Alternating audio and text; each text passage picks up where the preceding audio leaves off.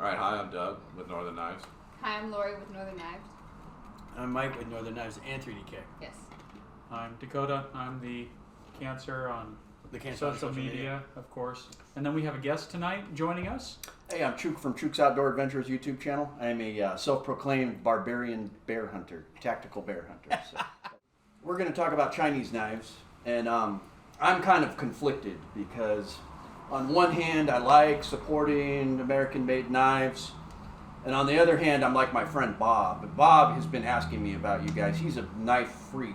He's got one of those dressers with it, and he's got like 3 knives a week coming in the mail. He's the one that got me into knives, and that's how I met you. It was because of him. 15 easy payments of $9. Yeah, he gets crate boxes and everything, but he gets nice. He's got the Grimswald, and then he gets cheap knives, and he'll tell me about a $5 knife, and I'll order that. But anyways, he's not conflicted at all. He loves the nice knives, and he loves Chinese knives, and he'll argue, well, your iPhone's Chinese, and you're using that to take pictures of your knife. So he makes some points. So he showed me his Wii knife, and he's like, check this out. It's a $175 knife that I bought, but it's worth, it's a $400 quality knife. And, it was really nice. I couldn't afford that. It was too rich for my blood. So I went with their budget line, which is Civivi.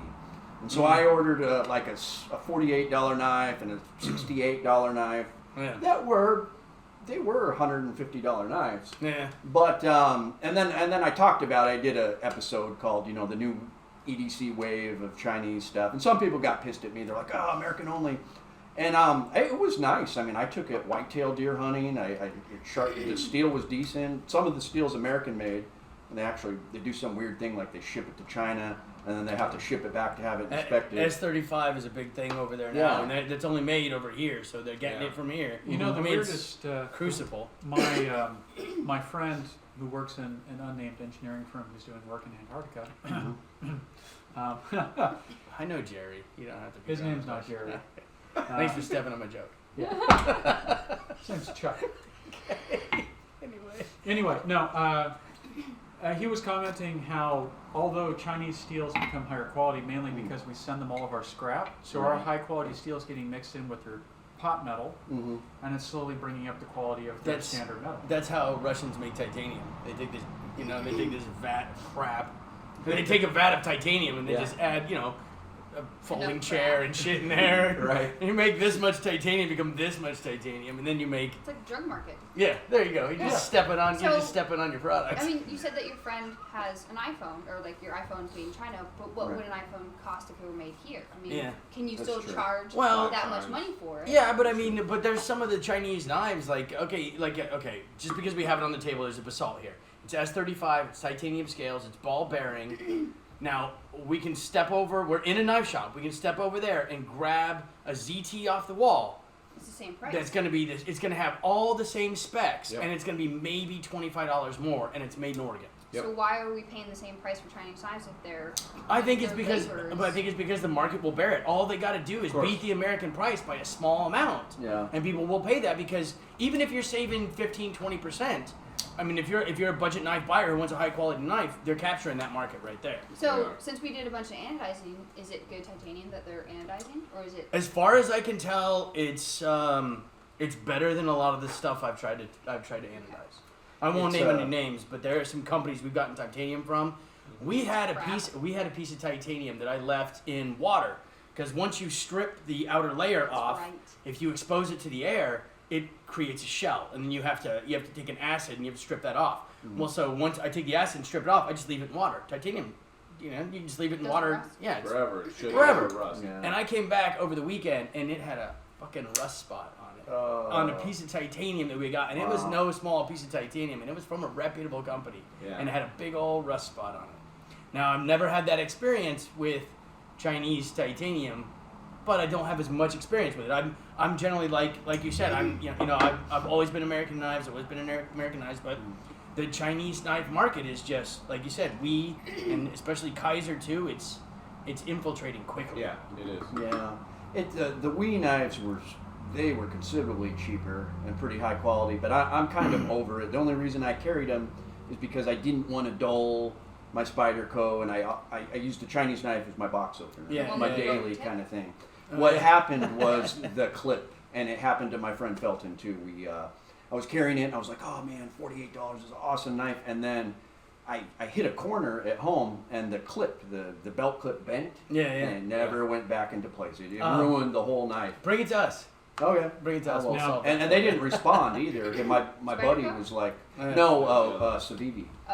They didn't respond. I Facebook messaged them, and I was like, hey, could you send me a new clip? And I have a YouTube channel and blah blah blah. They didn't see it or something. But is that the way it is with all Chinese companies? Like you buy their knife, like their budget knife, or their $175. Do you get a warranty with it? I don't. Like with Kizer, well, anybody? I will say this about, like I said, just as well as I do, we do not have a lot of experience with Kizer. They're kind of new to us. We're new into the Chinese knife game. We have avoided it, but it's unavoidable at this point. We were impressed with the first few we got. We were. I'm impressed with the fit and finish and the way they work, but I have noticed as we've done some really specific work and building jigs and working with them with the laser, I have noticed that a lot of the grinds on the titanium specifically are different from knife to knife. So the specs are not quite there. So the person holding the titanium as it's getting cut on the mill. Like ow, fuck, oh.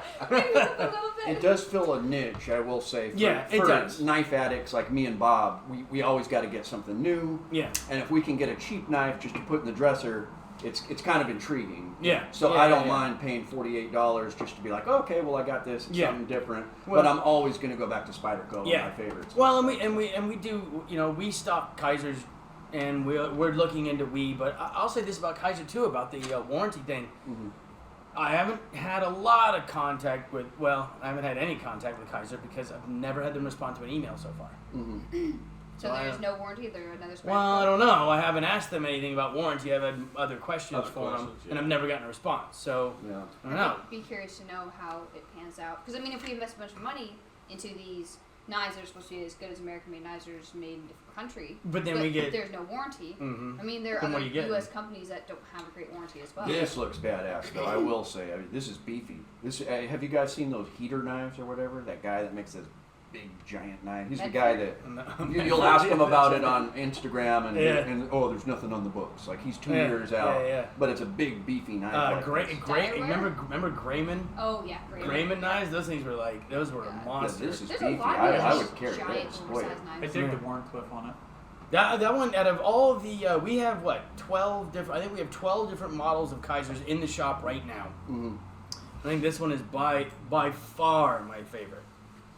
It is nice. This is a close second, which is why we have it on the. If this were bigger, I would probably like it more. Another word on the fit and finish is that all the important parts, like the screw holes, all the machining that has to make it come together, is precision and correct. Oh yeah. What he's talking about is when we went to go do this artwork on here, there were small variances in the surfaces that did not matter to the core functionality. Yeah, the flat surface the artwork went on was not uniformly sized among all of them, but the screw holes and everything fit and finish, put it back together, I could center them up pretty easily.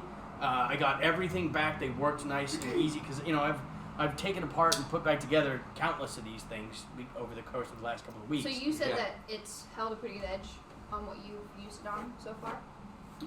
Oh, my Civivi knife? Yeah. It wasn't the greatest, but I got a flat stone and I sharpened the crap out of it, and Is it S35? I skinned a whitetail deer with it. Is it S35 as well? It didn't even say what the steel was on it, so that was kind of disappointing. I like to, see. You like to know. I like to know. Yeah, it'd be interesting to see if their S35 compares to US S35 or other steels. Because sure they ship all the materials over there, but it's like the titanium, like Mike was saying. If you add a bunch of shit to it, it's not really all titanium anymore. Right. It's also the extrusion process too. Yeah. There's 6 different ways to purify and make titanium ingots.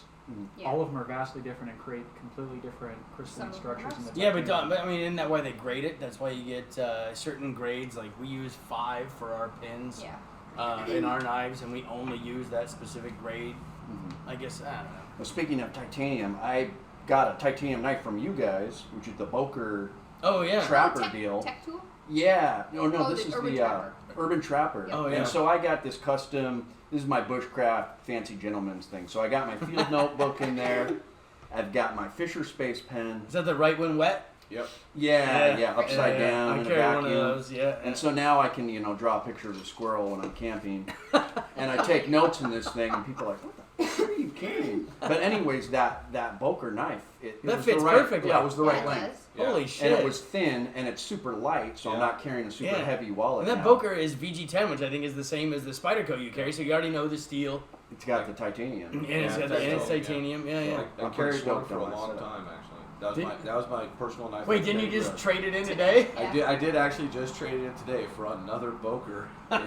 It's almost the same. The only reason I traded it is because this new one's a little bigger, and I like these Coca-Cola handles. Well, and those are less than $100 too. So I mean, why Yeah. wouldn't you buy a Boker with titanium rather than a Kizer?